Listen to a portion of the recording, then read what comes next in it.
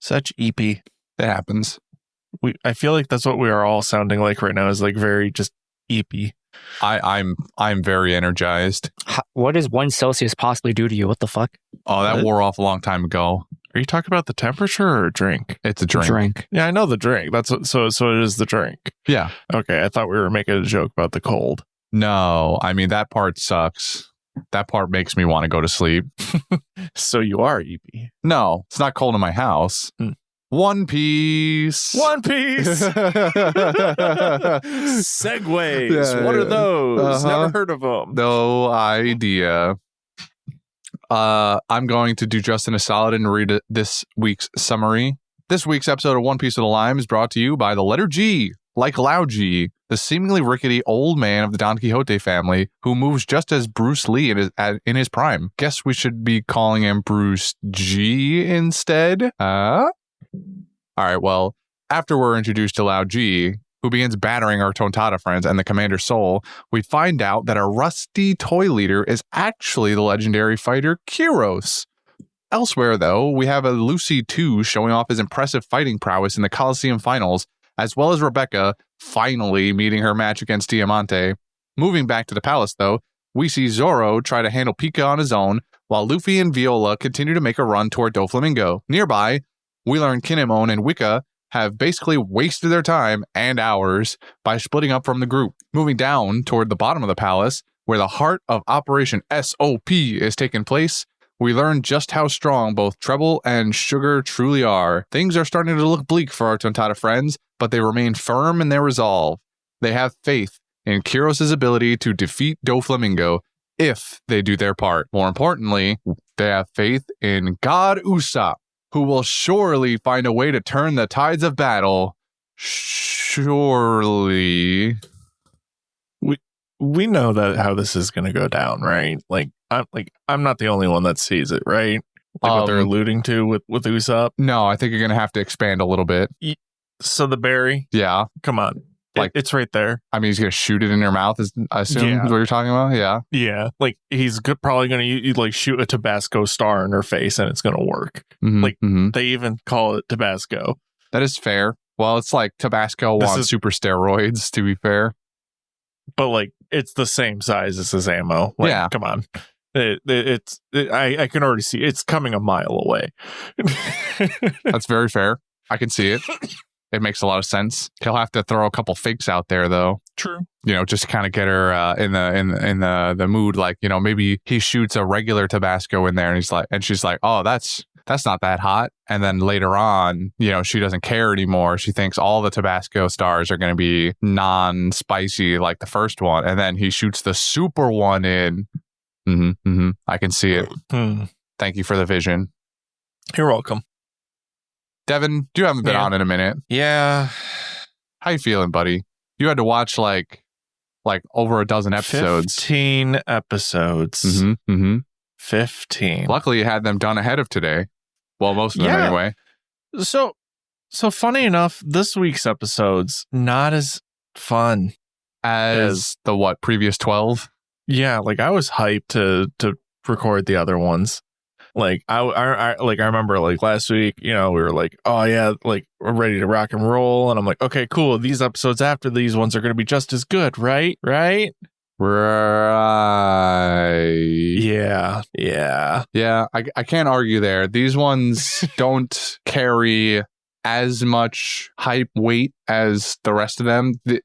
For me, the two highlights of this set of episodes are basically the beginning and the end, where we see Sabo do the Dragon Claw move that completely shatters Jesus cool. Burgess's elbow thing. And then the end, when we get the reveal of Soldier's actual name. So divorce court is still an option. Divorce court is still on the table because the one-legged lightning soldier's real name is in fact Kyros, the legendary gladiator of the Coliseum. Congratulations, Devin. This is a community called it. Great effort on both of our part.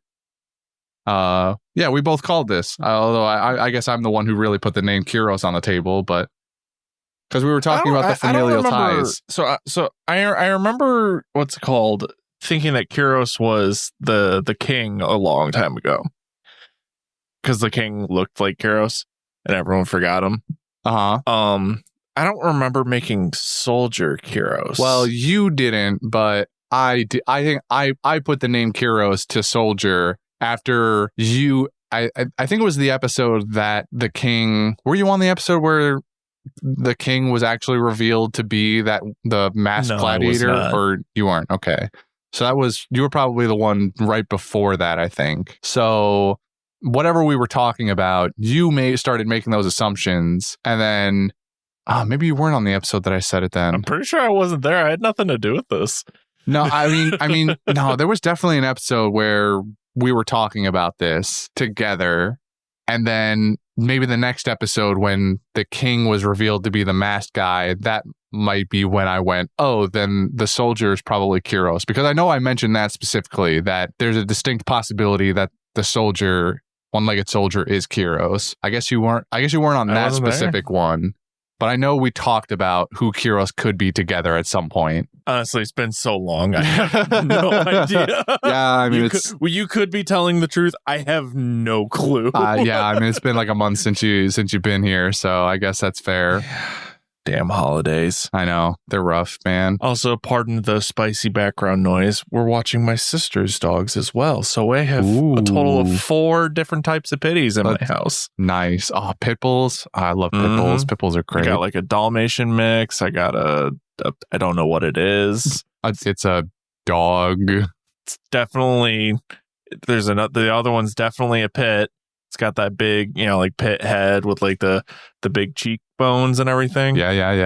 Yeah. That sounds adorable. Oh, they are. I have photos of them. Like, I have never felt safer in my house. You gonna slide those over in the DMs later, all right? I'm just saying. Of course, I'm not an animal.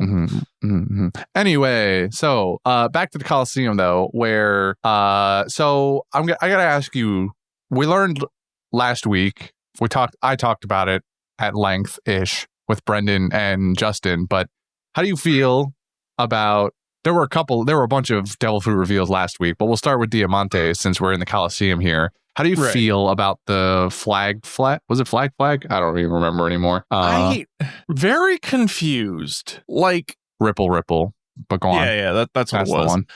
I mean, it's interesting. He's clearly like inspired by what's it called, like Aerosmith, like he's Steven Tyler. Name. Oh, so I was okay. I'm glad completely correct. Yeah, because I saw that and I was like, I wrote down a couple notes for last week's episode because I was supposed to be there, but then scheduling. Let me pull those up just to Why don't you bring those to the table? My first note is could you swim in water with the swim fruit? We had that discussion too. I think we came to the conclusion that no, you would not be able to swim in ocean water. Fuck yes, we get more metal music / bass clearly inspired by Axl Rose or that band that made Sweet Emotion. I forgot at the time. I was panic writing these. I can't believe you brought up Axl Rose. Okay, so I'm gonna oh wait, no, never mind. I'm thinking of a different guy. Although no, yeah, I am thinking. So in the dub, Brendan brought up a specific line that Diamante says at some point, and I can't remember for the life of me what it was, but it was a Guns N' Roses quote and not an Aerosmith one, and Brendan was very upset that they took this guy who is clearly inspired looks-wise by Steven Tyler and gave him a Guns N' Roses quote. Brendan was very up in arms about it. Honestly, yeah, I could see it. I understand the pain. So let me propose what I said to him. I said, what if they're doing it on purpose and he continues to make dumb reference, maybe not dumb, but he makes references to other classic rock bands that just aren't Aerosmith, and they just never touch an Aerosmith song. They just keep referencing other metal bands or rock bands except Aerosmith. How would that make you feel?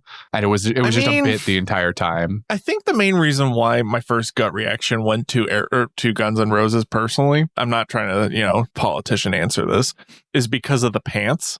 Yeah. But overall, because I didn't see any reference like that. Right. Yes. No, this is a dub exclusive. Right. So, like, I think it's hilarious if that is the case. Like, they're just going out of their way. But I feel like it's too niche of a joke, if that makes sense. Like, for people who like that style of music. Like, I don't know. Like, I'm kind of indifferent to it. That's fair. You're not watching the dub after all. Right. Yeah. This is a mostly Brendan thing to look out for now. Then, what's it called? Diamante is clearly the raid boss after the battle royale. That was my other note. And quote, "What's up with this carp? Is it a blowfish?" I don't remember why that quote was written down. And then Frankie is literally just playing Armored Core. Yeah. Yeah. Frankie, those were my notes for the last Frankie week. is an Armored Core. That is true. If only the cannon on his head worked. I still think it might. It's true. We haven't seen any thing against it, to be fair. Did burn up that one time, but he put it right back. But yeah, this week's episodes are just, in comparison to all the stuff that I had to catch up on, not fun. Not fun. Like, I feel like the only like meme in my head that I could think of the entire time was literally the G guy, Bruce G. I'm just gonna call him Bruce G. I was literally picturing like a mermaid man the entire time. Yeah, he has like from SpongeBob. Very mermaid man proportions. All Like, upper body, beer belly, and then no legs. Skipped that's every all I leg took. day. Like, that's all I retained from these episodes was just like, this is Mermaid Man. And we're watching Mermaid Man try to be funny. Because, like, when they did that, like, oh, you didn't see it happen. And, like, they did the slow-mo of him, puts on glasses, does the exact same thing that we already saw. Yeah. Like, that shit was like, I was like, okay, that's kind of funny. I don't get why we're emphasizing this so much, but That's fair. There's not a whole lot to talk about this week's episodes, in my opinion. Yeah, well, there's a couple of things to kind of go over, but the last thing I really want to, the only thing I want to emphasize at this point, the only thing I care about now of the stuff that you've missed so far is, how did you react when we got Sabo confirmation? I lost my fucking mind. I'm pretty sure I went feral. I went completely feral. Because I remember messaging in the chat, because I know you guys had already covered it and everything like that, and I was, catching up on episodes, and I was just giving my like play-by-play like response, and I'm like, did you yell at them? Did you yell at I fucking yelled at all of them. I told them all to go fuck themselves. We were right from the beginning. I barked right into the microphone like a dog. Like, once I realized of what I missed out on in the recording, I was so pissed. Yeah. I was so pissed off. I was like, I could have been there. We could have made a whole ass bit about it. I know. Like, fucking rub it in. What do you have to say for yourself, Justin? I don't know. Go listen to the episode. Wow. I mean, okay. that is fair. Fair. Devin doesn't listen to our podcast, confirmed, not a narcissist. I just don't have the mental energy to re-listen to it. And also, it's, when you're super far behind, you don't know where to stop. Devin doesn't support his own podcast, confirmed. What do you... He's doing it again, Christian. Don't did listen you to even him. He's buy trying all to the gaslight us stickers? again. What? I said, did you even buy all the stickers? Yeah. I'm gonna be real. I expect him to say, what stickers? No, he remembers the stickers. I do talk about it. I know there's a pickled foot one. Yeah, he mentions them when he's here and does the plug. He knows. Do I know where? No, but well, all right. Well, one step at a time. Have I looked at our links in a while? No. Does everything keep changing around me? Yes, but no. Yeah, Sabo though. Oh, so good. Dude, I had the Dragon's Claw, that was sick. Oh, I can't wait to get more Sabo in the Coliseum. It's about the only thing I care about in the Coliseum anymore. I still find it funny how Lead Pipe still beats Sword. Absolutely. Lead Pipe beats all. It's why it's one of the he's murder still weapons in fighting with a Clue. lead pipe. It's just bigger. He got a longer lead pipe than when he was a kid. It's incredible. Oh man. I'm wondering exactly what the Dragon Claw technique is, though. Like, I wonder if it's a devil fruit or if this is a special martial art that maybe Monkey D. Dragon has developed. If that's maybe that's a little too on the nose, but my guess is it's a martial art. I think I agree that it's not a Because devil fruit. clearly he's just using armament hockey. Yes. Well, devil fruit users use that too, though. Like Luffy uses armament all the time. That's what I mean. He's using armament hockey clearly, but like I think it's just like I have a feeling it's a martial art of sorts, that or just like a skill of hockey, like a derivative. Sure, you know, yeah, because like everyone has a slight little twist to their own. I still think. So I think that's the case. Like clearly, he's been taught by Daddy Dragon. Mm-hmm, mm-hmm. I'm sorry. So does this mean? I want to roll back a little bit. What are you theory crafting about hockey here? I missed the step here. Wake up, old man. We're talking about Sabo still. No, I know that, but which aspect of him was his hockey application? We're referring to the Dragon Claw technique that he uses on Jesus Burgess and how he armament hockeys up first, and then he shapes his hand and then he armament hockeys up, and we're just saying that it's probably a martial art of some kind rather than being a devil fruit technique. Yeah, I don't think he has a devil fruit. Okay, no, that's fine. I thought you were talking about him infusing hockey into his pipe as if you had just discovered that. And I was like, wait a minute. Well, he hasn't done that yet. Yet.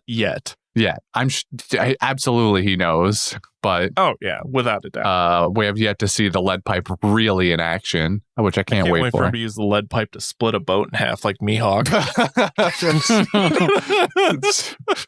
That would be outstanding. I need this in my life now. Lead pipe, strongest sword there is. This is why go swish when can go bonk? Exactly. Like I feel like this is like the equivalent of like playing Baldur's Gate, but instead of using a martial weapon, you're using just like cooked sausage as a weapon. Oh my god. I love it. This is the tavern brawler skill. Yeah, this is the sausage mancer build. Exactly. Yeah, I can't I'm excited. I can't wait. Sabo's the best. All right, I just feel like besides those two things that we just talked about, there's just a lot of padding now. Like we got a lot of Zoro doing absolutely nothing to bricks. Cool. Right. He's trying his best, right? He's cutting him real good. Which is fine, but like it's like, can we get some more substance to the fight? Like he's not really achieving a whole hell of a lot. I feel like he could have just kept running with Luffy and been doing the exact same thing. Yeah. Because Luffy's still technically fighting the walls. That's like the funniest part, right? Is Zoro stays behind to distract Pika, but the more Luffy and Viola run, they're still running into walls and stuff and curvy floor. Like, did him staying behind really affect anything? Seemingly not yet. He thought so. He's trying.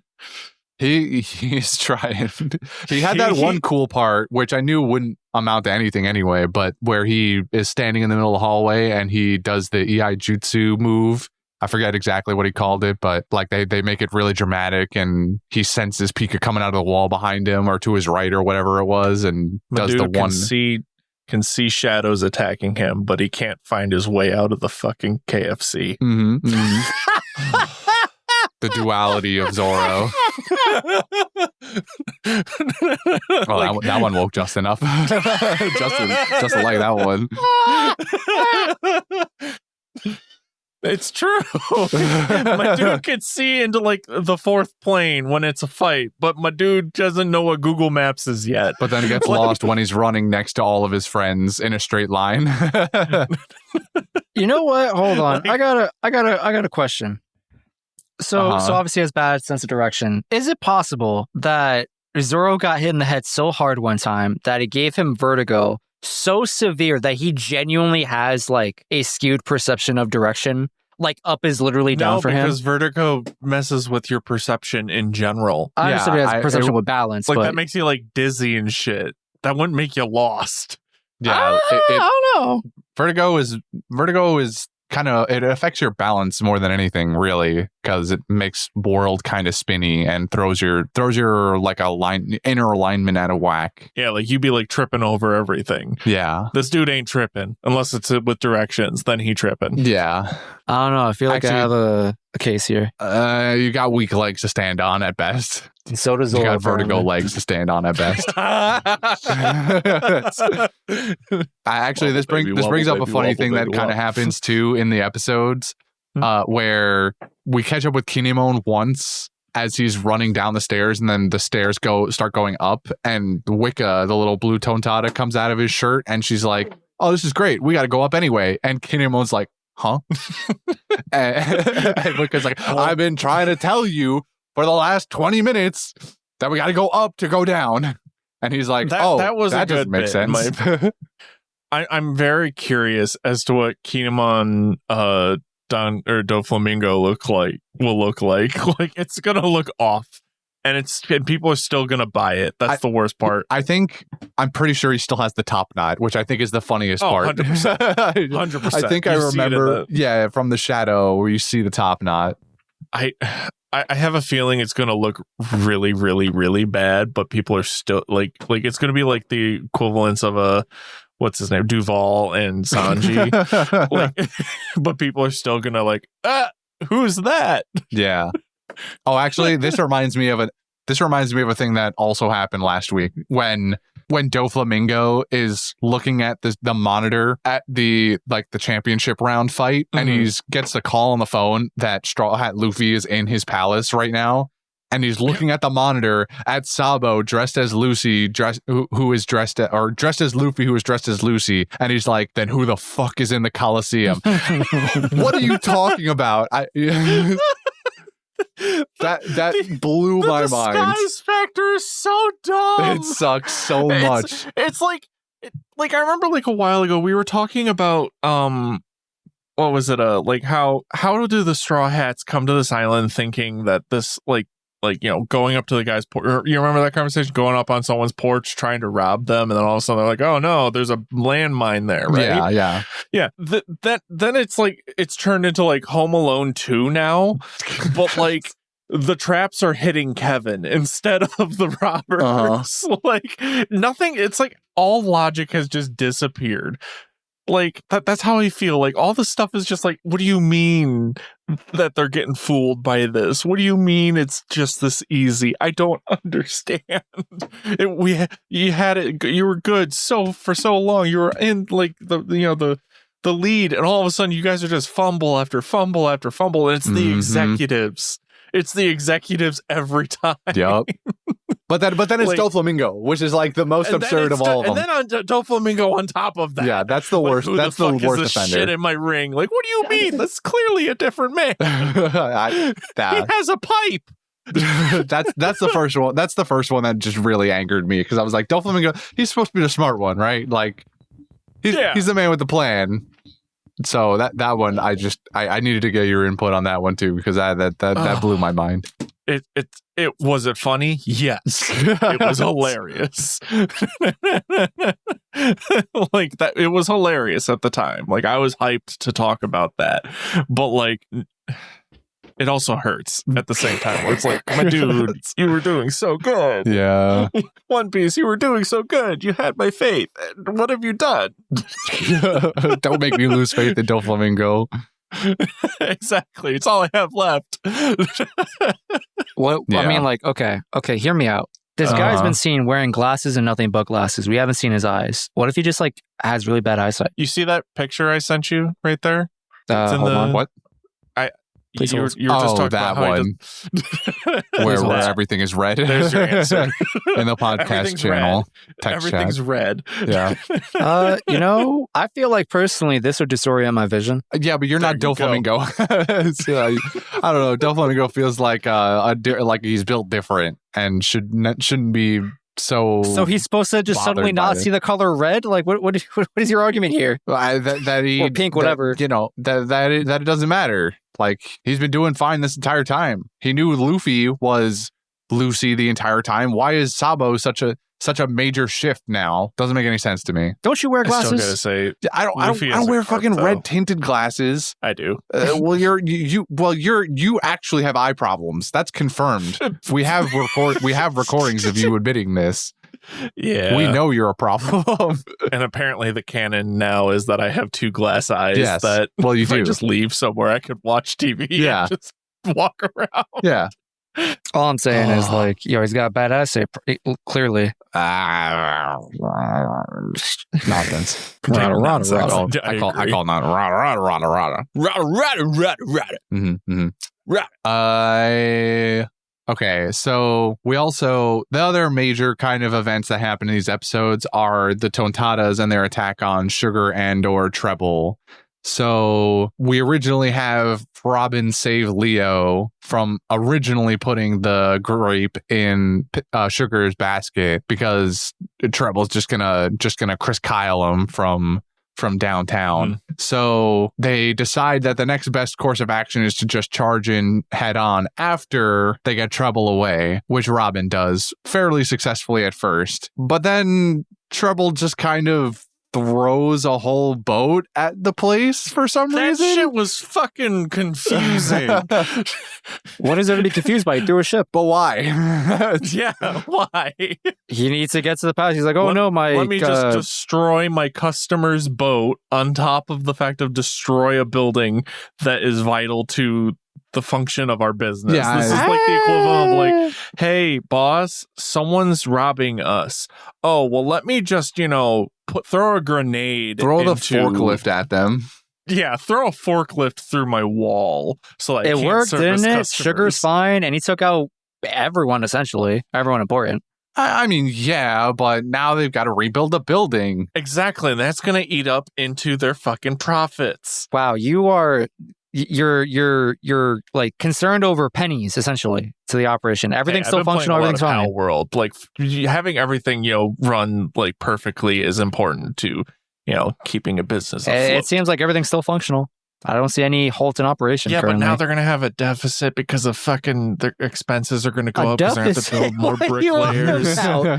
It's one expense, 2 at most. A very large, hefty expense. They're going to have to pay a pennies bunch of bricklayers. And then you also have this margins. fucker upstairs who's making bricks move and destroy everything and change. It's a shit show. I'm just saying.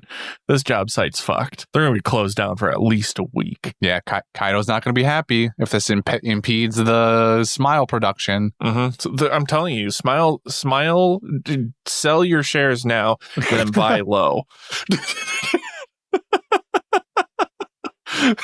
Like, sell your shares because they're high right now because the production's gonna drop significantly soon. Don't listen to Devin, otherwise you'll be charged with insider trading. All right, that's not insider trading. I don't work for Doflamingo. That's not how that works. I'm not convinced. You would definitely be the first guy to be on the Doflamingo payroll. All right, major here. English major there. Capitalism at its finest. I know a scam when I see one. That's all I'm saying. Well, does he though? Business major over there, right? Wouldn't he be the first one to scam any of us? Huh? What? Well, he does have You would be the first one to scam us. That's all I'm saying. You are definitely on the payroll. If anyone knows a scam, it'd be the business guy. Exactly. Has this whole podcast been a scam? Does Devin like One Piece the entire time but refuses to acknowledge it? But I already acknowledged it. Well, yeah, but that's probably just part of the scam. Like now you start getting us to believe you a little bit at a time. And then by the end, you're like, I've watched One Piece front to back 6 times. I fooled you all. I own every volume. I own every volume. In Japanese and English. Oh, I actually know Japanese. Exactly. Yeah, I love this Christian, you bring up an interesting point. We're at a crossroads of sorts where he could go in that direction of being like, I'm actually the biggest One Piece fan. Or he rips away the hope of actually liking it, like he mentioned that one time, and just being like, yeah, no, I definitely still hate it. And also, I literally stopped watching after episode 100. He's just been guessing the entire time. Reading wikis, maybe. I don't know. Reading the I've wiki. just been looking at the Spark Notes, making guesses. Haven't watched an episode since fucking... since the end of Alabasta. Once Crocodile was out of the picture, so was Devin. Shit, you've been doing a great He job. almost got back on board during Impel Down, but he was like, he doesn't even stay here. Yeah. Well, the problem is that right before that we had Leopard Guy, and that was really turning Devin off. So Lucci, there we go. I knew it was started with an L, but I couldn't place it.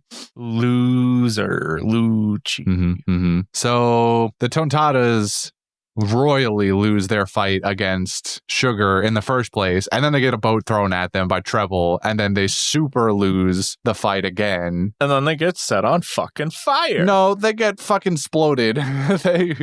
Treble goes both. They set on fire to then go Michael Bay. It's a Michael Bay fire. It was an incendiary grenade. Yeah, Treble went, this sticky stuff, it's flammable. Which, so like you would think that when you say flammable, it just means like, oh, it'll start going up in flames. But it touches the which would have been much more savage if he just burned them all alive. Not gonna lie, it would have, yeah.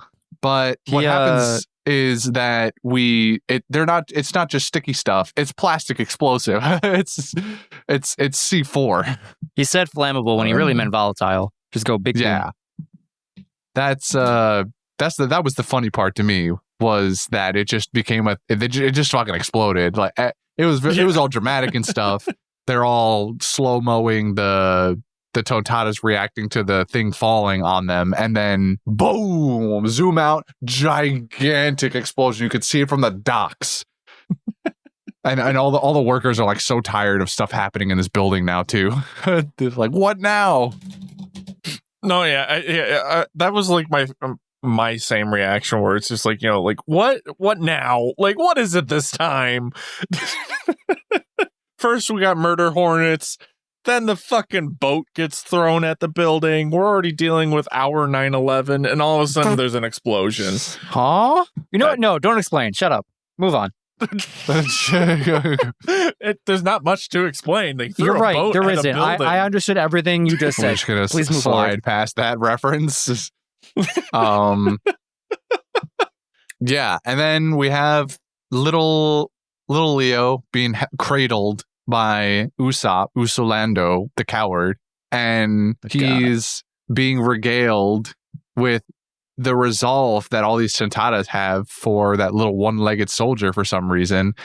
And we finally get this reveal after so long that the one-legged soldier is in fact who we've learned previously is Rebecca's father, is none other than Kyros. And so that makes the flashback we get 3 minutes earlier where Rebecca is crying and saying like, you're not even my real parent. Fuck off. Oh, you can't tell me what to forgot do. That. And then the little toy soldier. I would be lying if I said like I would be lying if I told you that I wasn't like, God damn it, man. After the reveal of Kyros' name and thinking back 5 minutes earlier to that little flashback, I was like, God damn it, Rebecca. What are you doing, man? And being an angsty teenager. Yeah, just being an angsty 16-year-old. It happens.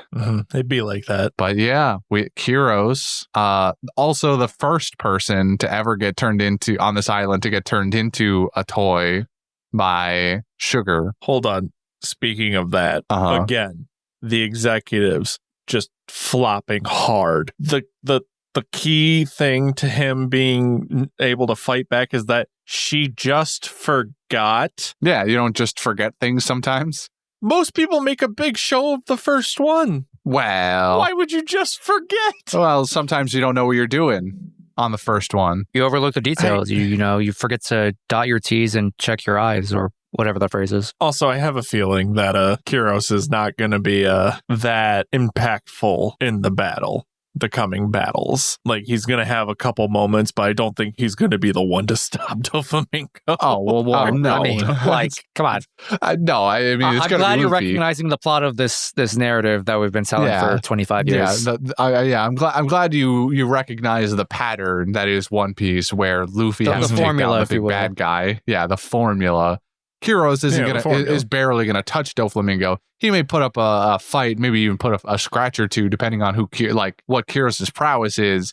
In theory, Kyros is probably just a normal guy who... No. If we're following the formula, do you remember in Alabasta, the guy that got shot 90 times and everyone reacted to it? Yeah. The same every single time. And it was like, oh no, he got shot in the back again by his friends. Surprise. This is him. Kyros is that guy. Yeah. I'm going to assume we're talking about Koza. And thank you.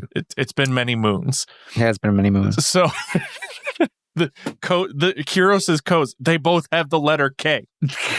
He's making a lot of sense.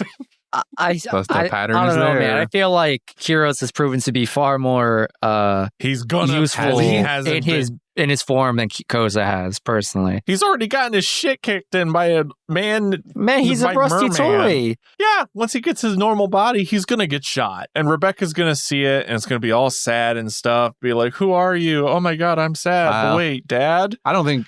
Well, she does. And then she never knew her father, again. I don't think. Well, she has no memory of him because toy. I mean, that's fair. Are you claiming that like you're really all in on Devon's child support thing, where like he's truly just never been in her life?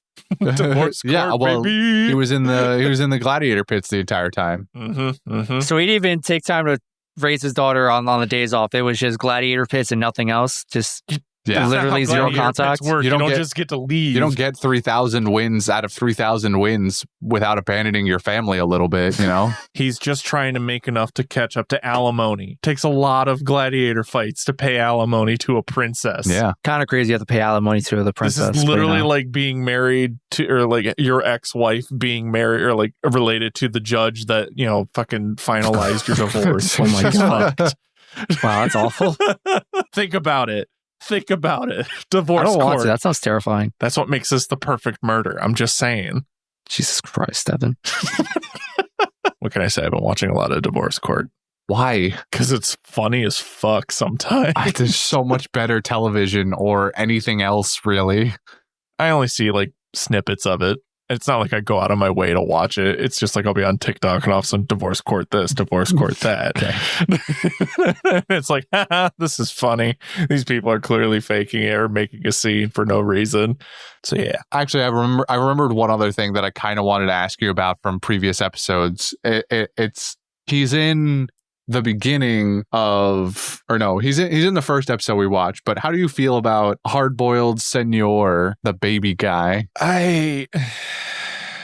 Because you mentioned the swim fruit earlier, but how do you feel about him? I don't know. I don't see what those ladies see in him. You will. I don't know about that, but...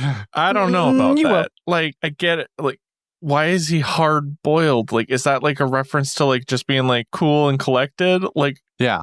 I don't get the joke. I would tell him to listen to the episode, but I also don't fully understand the reference in relation to that movie he's like inspired from. He's inspired from a movie? Inspired by what's the actor's name? Chow Yun-fat, I think that's the character's name, or excuse me, the actor's name. I have no idea who that is. And he was in a movie called Hard Boiled, I believe. It's an old Chinese film, I believe. That's as deep as my knowledge of the reference goes. Yeah, I mean, hard-boiled is just kind of like, it's like being tough or like... Right, I kind of figured it's like the dismissive type, like, I don't know. It's not necessarily dismissive, it's about just being like rough and tumble, like tough guy, sort of macho-ish. That's really it. Like, I respect men who, like, you know, stand up for their beliefs. Yeah. Like, love that Frankie guy. Kind of like, hard-headed. I don't think they're actually fighting. Like, I really don't. No, they're not really. Like, he's just like vibing with him, and Frankie's like, this is a fight. And that guy's like, no, it ain't. Like, this is water sports, and it doesn't make any sense. And I'm just sitting here going, like, what is happening? What is on my screen right now? I do not know what I'm looking at. How will I ever explain this to anyone? You won't. That's the thing. You just won't. Like, I'm just sitting here thinking, like, thank God Lauren's not behind me watching these episodes going, what the fuck are you watching? And it haunts me, that idea of like someone walking into me watching Hard-Boiled, I forgot his name already, Senor Pinko, doing his weird swim laps in the ground and then just ripping tops off of women to wipe his mouth. I don't know how I'd explain that. I'd probably respond with drugs or porn. I don't know. Yeah, porn would be easier to explain, I think. Yeah. All right, sidebar. Hear me out. we should watch Oh boy. the 1992 Hong Kong action movie Hard Boiled. Oh, okay. Whew. I thought he was gonna say we should watch porn together, and I was like, no. Those words would never come out of Justin's mouth on recording. Anyway. Thank you for recognizing that, Christian. Recording. I appreciate you. I would never. Well, never on recording. No, never. Period. Well, never on recording. Period. On recording. Yeah. No, just no. There's no. We know. No, it's all right. You don't Just have to explain to us. It's fine. Recording. No, yeah. I mean, I'd be down to watch Hard Boiled, but the scheduling is hard. It really is.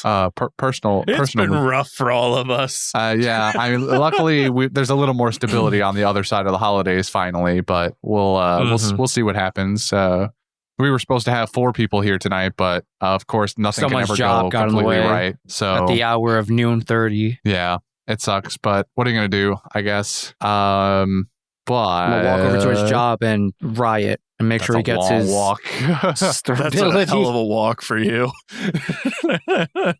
Don't worry, Brendan. I'll speak to your employer. We'll get you that stable 9 to 5 soon enough. I'm just like imagining like that. It's like that scene where it's like, listen, they'll have to listen to us. There's dozens of us, dozens. And it's just Justin standing outside of a building with a sign saying, "Need more time for anime." It's like Usopp back on his island where he had the puppets in the bushes or whatever to try and scare off pirates. That'll be Justin.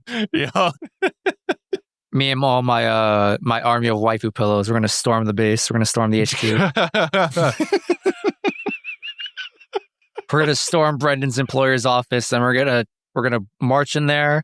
We're gonna give them our demands, and we're not leaving Welcome until to our Channel demands are 7 met. News, where one man has seemed to halt the entire assembly line of 17 different factories.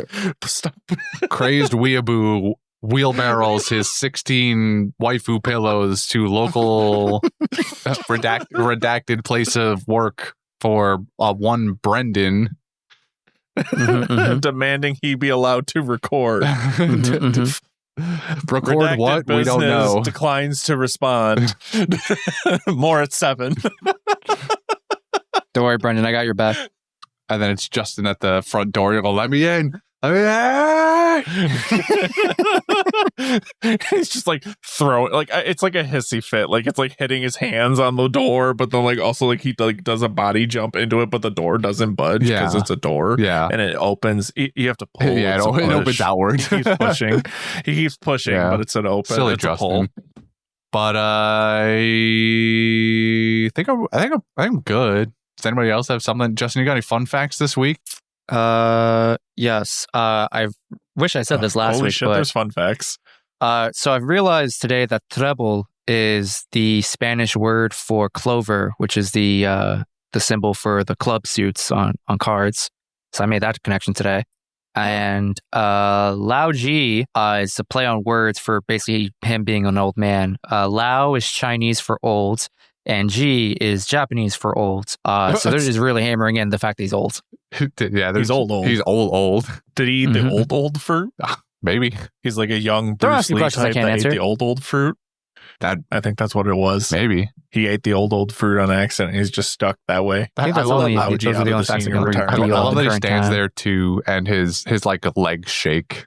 He like can't stand properly. He's been skipping leg day too goddamn much. Oh, you just reminded me actually. I was looking through some characters because I'm pretty sure there's a bunch of facts that I've like glossed over, mostly because I can't talk about them yet. But I went to Leo's wiki page, and I knew. Did you know he had a devil fruit? Yeah. The Leo? Sewing, okay, so you knew the sewing Tontatta part was a devil fruit. Yeah, he said it. Okay, I forgot that fact. Stitch fruit or something like that because he could stitch them to the ground. Okay, so I learned that apparently Leo's devil fruit was never mentioned in the manga or named, one or the other. It was just kind of like, I don't know, a detail glossed over by Oda that I guess the anime corrected. But Leo's devil fruit was never named until it came out in like a random magazine one time, which is funny. It also happened that way to Vanderdecken's devil fruit, the Mark fruit. That wasn't named in the manga. It was released in like a data book or something. Huh. Vanderdecken. Why the one who wanted to marry the giant mermaid in Fishman Island. Right. He he would throw things and it would hit whatever he targeted. Right. So yeah, Oda, Yeah. buddy, you got to get a better assistant to remind you of these things, man. First, these 2 devil fruits. You forgot to name kids devil fruit. I think I know why he's forgetting these things. Go on. Because every single time I see Robin, I just think, why does she look hot in everything that she puts on?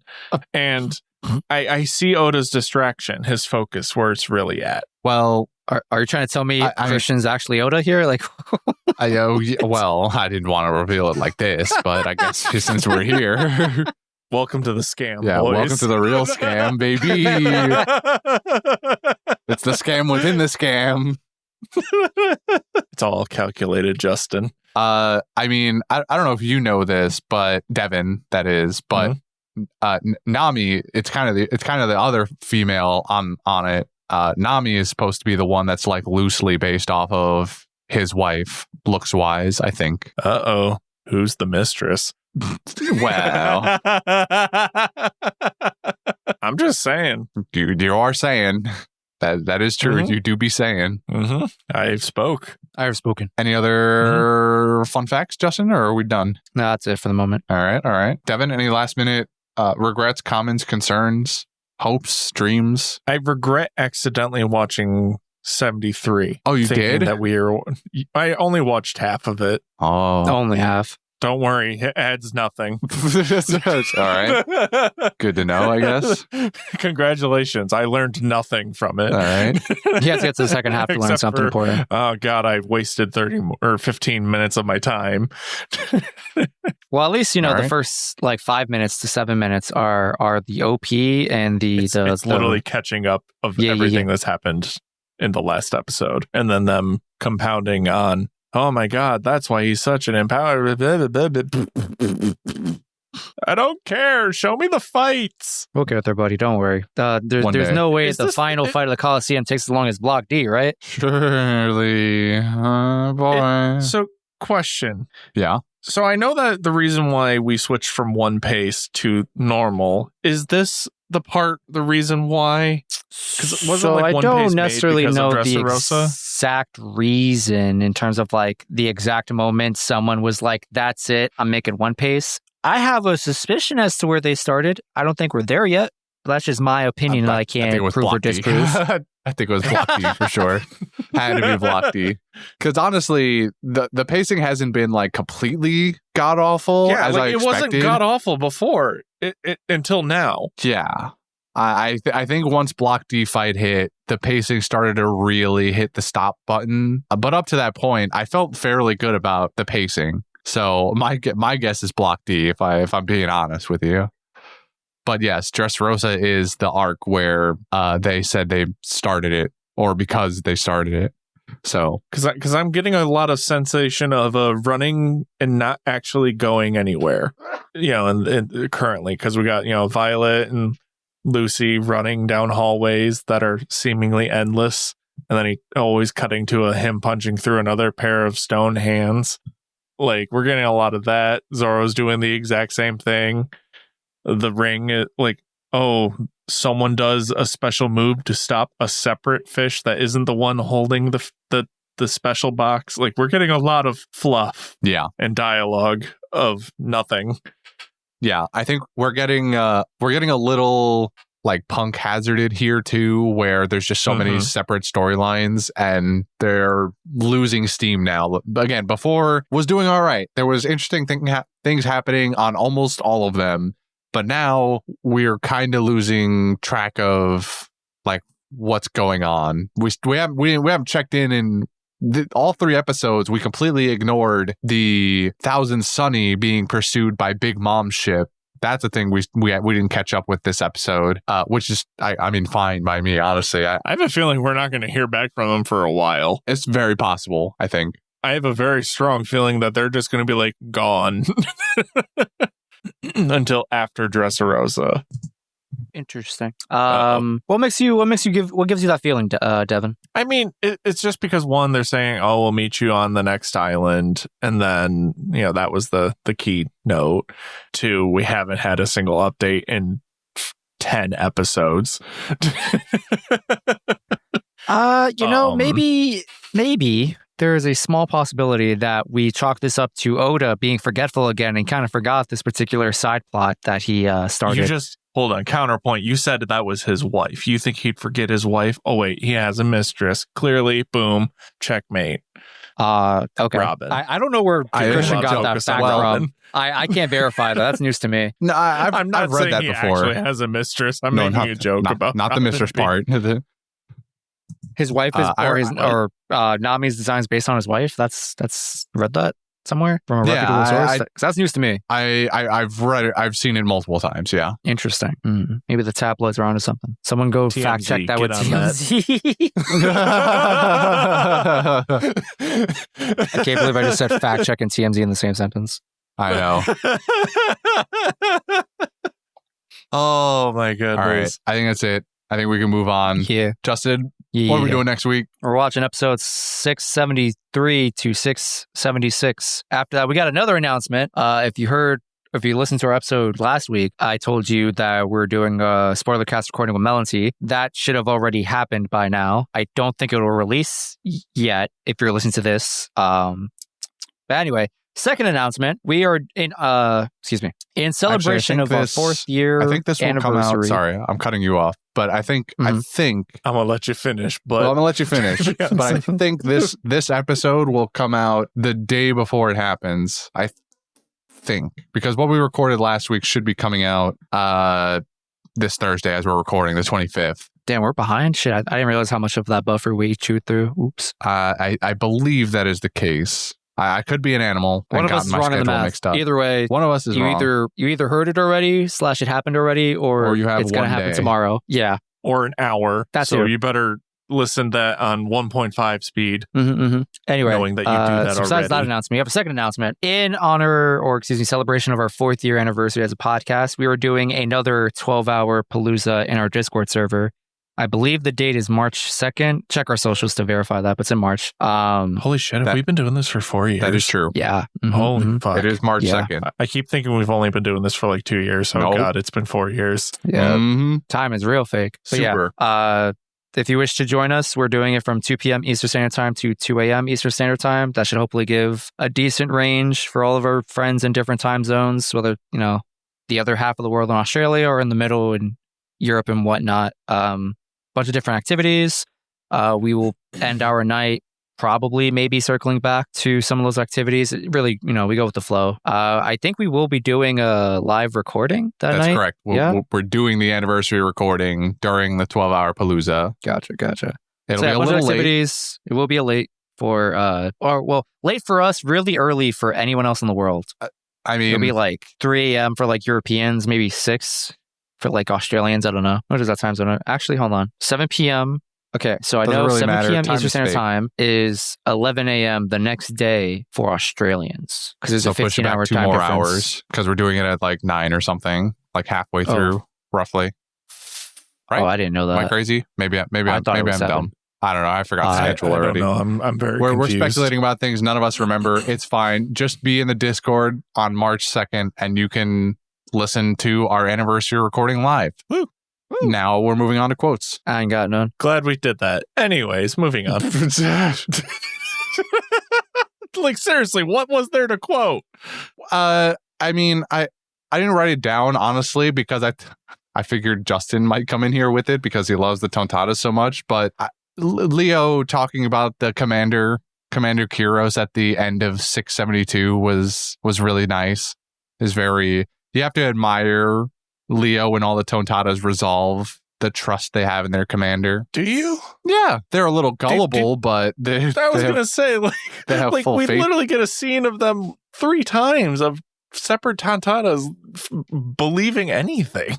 Well, that's why they appreciate Kyros so much, because they are like aware of their condition, though they're helpless to stop it for some reason. But they know that Kyros is like, the guy who's always been there for them. Is like, oh, wait, no, you're being led astray. Don't listen to that or this or that, whatever. And he's also like, before the Straw Hats ever arrived, he was their one and only hope. And today is like their one and only opportunity to, strike at the Doflamingo family. So they really have everything to lose or I guess that maybe they have nothing left to lose and everything to gain by doing their part to make sure Kyros can like do his part, you know? Because like in my opinion, even if like Kyros somehow fails, right? If the Tontattas achieve their goal of knocking out Sugar and undoing the spell on all of the toys all over the island, and we assume that they're correct, that like that would therefore produce a massive army of people angry enough to like fight back against the Doflamingo family. I feel like that in of itself is a powerful play, let alone whatever else, you know, Kyros' role is that remains in this plot. So yeah, if I'm Leo, I'm like, bro, I literally can't give up, because like if I die right now, it's no different than me giving up, because I'm surely dead either way. So I might as well go down swinging, and I can respect that. But that's really it. I also didn't really have any other quotes, because Devin's right. There's not like a whole lot dramatically that happens to make any quotes worthy of being said. Other than Leo. So I guess we move on to the Golden Ham of the Week. Anybody got any first round nominations? Don't all speak at once. This is a hot take. This is a hot take for me. I want to give it a Sugar. Fuck you. Yeah, fuck you. What? My reason for giving it to Sugar is she has You're wrong, but she has proven herself to be like a sleeper OP character. Like, Sleeper? Hold on. I understand her devil fruit is broken as crap. Moving beyond that, you look at her and you're like, oh, that's just a wimpy little kid, right? She has proven that if you make that miscalculation, she will make you pay for it. Everyone looks at her and assumes she was a helpless little kid. She saw through Leo's plan with the grape. I don't know how, but she knew, I guess. And then when she's about to get jumped, she just saw it and was like, that looks like an ugly grape, and threw it away. I also agree with you, but I'm gonna feed a little bit into this narrative that she's like big brain in this one instance. But even if she's not, she's still very capable of holding herself up in combat, or like defending herself slightly, right? The Tontattas are getting ready to jump her. She manages to just freaking Neji Hyuga gentle fist slap half of them, if not majority of them, to turn them into toys. And then she makes them fight each other, because they no longer remember their own friends, which honestly is like really emotional turmoil for me. Like thinking about it right now, I'm like, wow, that scene was rough, because you're like, oh man, she got the upper hand. She's now making them fight against each other. And then you think about it a little bit more. It's like, wow, they literally don't remember their friends they were just staring at for the past 2 minutes, and now they're forced to fight each other. While the toys were like, wait, please stop. I don't want to hurt you, but also like, please remember me. That is truly Edge's Aster character. I liked it. I found her really impactful, surprisingly, these episodes. She is not someone to be underestimated. While I agree with the moral conundrum part, fuck you. I refuse on principle to give Sugar an inch because of her stupid devil fruit. I refuse. Her devil fruit is awful and so makes the story worse. So hear me out then. Go on, please. Anything. Leo. I can get behind. I'm down for Leo. Yeah, he got fucking blown up and he's not dead yet. Yeah, like that's a hard-boiled man. Yeah, but he's the one that talked. So yeah, he's the one with the devil fruit. So, so yeah, I can get behind Leo for sure. I'm mad about it. I'm down for it. All right, Leo it is. Is this the second time he's gotten it? Cannot confirm or deny this information. I'm going to go with I can't remember. This is the most like meh Golden Ham, I feel like, energy I've given. They were admittedly a meh set of episodes. I literally just randomly picked a character. You picked the right one. I mean, Leo, I think objectively had the most like profound moment in these 3 episodes. Yeah, I don't know who I would even come close to nominating otherwise. Really, like maybe the Lightning Soldier. Honest answer. Second runner up is Kyros, but there's a pretty large gap between first and second. You know. Yeah. All right. So moving on from that, Justin, is there any fan mail for us to read this week? It's one email. I have to wait for us to finish the Coliseum stuff before I can read it, which is hopefully really soon, because it's a pretty good email. So no, the answer is no, unfortunate. All right. So moving on from that, we've got Patreon shout outs. This month we have Twiggo and Easy Life. You are the homies. Thank you. Your patronage is always appreciated. God bless. Moving on to everybody's favorite Garb Gab. Garb Gab. Time to gab it up. So hold on. I heard that there was a rumor about the Garb Gab. That someone refuses something about it. Well, that person isn't here, so it doesn't matter. Yeah, I mean, that guy's not here to defend himself or refute it anyway, so Okay, so hypothetically, someone doesn't like Garb Gab. Yeah, in theory, someone is a Garb Gab denier, but he's been outvoted, so... Oh, okay. Not just by us, but the community. I don't think I ever brought up on cast, but I did run that poll that we said we would that night. And across Twitter and Instagram, sweeping changes. It is just Garb Gab all day and night. In favor of the Gab. Yes. However, I will add the caveat that I thought was kind of interesting and funny. Instagram poll has the clear distinction between Garb Gab enthusiasts and the few people who prefer the traditional grab bag. On Twitter, it was a 50-50 split, which essentially made it like almost not impactful because you just add the same number to the previous poll to get a total, and the results don't change. But I thought that was really interesting that they were split down the middle on Twitter. Got a lot more Brendan stands, a lot more grab baggers on the Twitter. Twitter is our first platform. It's the oldest platform. You're gonna have the boomers and the traditional people out there, right? The conservatives, if you will. Yeah. That makes sense. No, he's onto something, especially with Brendan being the one on the grab bag side of things. Mm-hmm. He's the most boomer out of us all, really. Yeah, this checks out. So, but with that being said, we're not talking about him anymore. We've got the Garb Gab. So I have the Garb Gab. Yeah. And I've actually customized this one. The original Garb Gab's elsewhere, for the record, so I'm not changing the Garb Gab. Wait, what? But this What'd you do with it? Wait, what? This is a different Garb Gab. Why? Because of we just shut up. Anyway, so it's made of bootstraps. So reach in here. Where'd you get all the boots from? Don't ask questions. All right. I mean, I'm okay. I stole it from all those boomers on Twitter. So here's your bootstraps. You can pull yourself up. Yeah. And pull the Garb Gab out. Okay. Let me just... it's a little tight. They weren't wearing these bootstraps in properly. Yeah. All right. I got... Oh, one came loose. All right. Well, I guess this will just be the one then. This bootstrap says, who's that Pokemon?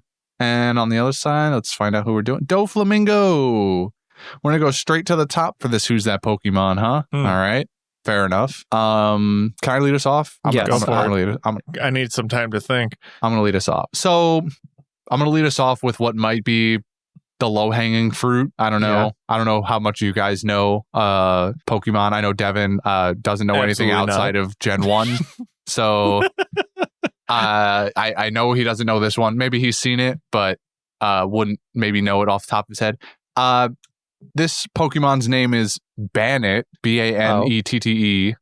It is Banette. It is the marionette Pokemon. It's a ghost type. Dude, its fucking eyes. Look at that. Yeah. Shit. So my thing here is twofold, right? It's the marionette Pokemon, falling in line with the whole puppet thing that Doflamingo tends to employ in his most sinister moments. And then as a fun bonus, he's got red eyes, like Doflamingo's glasses. And a shit-eating grin. So all of these factors combined, I was like, this Pokemon has got to be my pick for that. And his Mega Evolution, he has an actual Mega Evolution, unlike the bundle of frayed cables that we talked about last time we did Who's That Pokemon. He has an actual Mega form, and the Mega form looks dope as shit. I had no idea this is the marionette Pokemon. Today I learned. So my suggestion was just going to be a lot simpler and Gen 1. Oh. Weedle. Weedle? Because it can use String Shot? Yes. That move sucks. Yeah, but this one's clearly... Oh my god, I'm going to kill that dog. Hey, no dog killing. Verbally lecture her. All right, that's only slightly better, but all right. Well, would it be slightly better, I'll have to tell you about the... I mean, he's still like negatively affecting the dog. As far as I'm concerned, I feel like there's a large gap between those two options, but okay. So, please explain Weedle. Well, so that was it. String Shot. Oh, okay. Yeah, you're looking for more. There's nothing there, man. Yeah, there's nothing there. I was gonna make compound more on. On dog. Funny thing on the dog. Oh, great. Okay. So the other day, Laura was over and Tater, the dog. Yeah. Going fucking crazy. I have no idea what it was. Like there was a snowflake that fell and it just Tater's really excited. Exactly. So like I went in there because she wouldn't stop barking, and I was like, "This is why you'll never make it as a singer." I started yelling like nonsense at her. Like nobody cares. You'll never make it in Hollywood. Okay. Like, that's all I was Did you try out for a role in I Am Legend or something? Like as Will Smith's dog? It's not like it was like it was just like a bunch of nonsense. Like I've just been taking like instead of yelling at them because they don't know what I'm saying, so I'm just like saying nonsense to them, and it's been working. Yeah, well, you just speak in a loud voice, and they look at you funny. Exactly. Like, oh fuck, he's mad at something. I don't know what, but so like that's why I was like, you'll never make it in Hollywood. No one cares about your singing ability. It's trash. You belong on the street. Oh no. Jesus Christ. Yeah. All right. Now I don't want to talk about this anymore. Talking about put Tater on belonging to the streets. I don't want to hear anything from you anymore. Pretty sure she came from Justin, the streets, so yeah, and now you saved her, so don't put her back. That's terrible. Justin, I didn't do shit. Justin, My Pokemon. give me your Pokemon. Please. You know, when you save said me. low-hanging fruit, I thought you were going to go for the true low-hanging fruit. Because there's literally a flamingo Pokemon called Flamigo. All right, now this one I don't think I knew about. Flamigo. How do you spell it? That didn't immediately come up on FL Amigo. FL Amigo. That didn't immediately come up. Google still tried It's to a give me. flamingo. It's literally just. It's just a flamingo. Flamingo without the N. Oh, this is like the most recent gen. Then, yeah, 973. Yeah, we're not even 1,000 Pokemon yet. What the hell? I think there's maybe just over. I don't know. Interesting. Yeah, so there's Flamigo, which I thought would be the actual low-hanging fruit. I did not know this existed. Awesome. This is my awful. first initial pick was Persian, just because Persian is really the aesthetic of Persian, which is just the evolved form of Meowth, was just a really big cat. Just has like a certain aura and like regal aesthetic to This it. is a fighting type, not I think it's a Persian, fighting but type? Flamigo. Flamigo is Flamigo's a a flying fighting and type? fighting type. What the fuck? Yep. Interesting. Lots of kicks. That's. I mean, I guess. Yeah. Sorry. Go on, please. No, that's fine. Worthy to interrupt me for that news. Persian is cool. Matches the vibe. I like Persian. This one I Like came Meowth across. and Persian fit. Yeah. Shout out. What do you call it? Honorable mention to Altaria. Just for having its like cloudy scarf thing aesthetic, kind of matching the pink boa on Flamingo's attire. Altaria? Yeah. Altaria. Altaria. That's Looks a like a cotton pigeon ball. in the clouds. Yeah. I mean, he's just doing it for That's the a pigeon made of clouds. Yeah, he's just doing it for the cloud part because it like kind of looks like the cloud. All right. So my last Pokemon here, I found this one by accident. Oh, I got like recommended or whatever. It's called Oricorio. This is from like a really recent Is that generation. trademarked by Oreo? No. So Oricorio is a bird type Pokemon. It's like its theme, if you will, is that it's a dancing bird, and whatever generation it popped up in, it has different forms. So whenever it drinks like different types of nectar from different type of flowers, it gets a different form and a different dance. So the base form is called the baile form, which is it's inspired off of flamenco dancers, which are native to Spain. And then its other forms are the pom pom form, which is just literally a cheerleader. So this is evolutions, but bird form. Kind of. It doesn't evolve, but like kind of. So it's like it put on a different hat. Different. Put on different dancing shoes.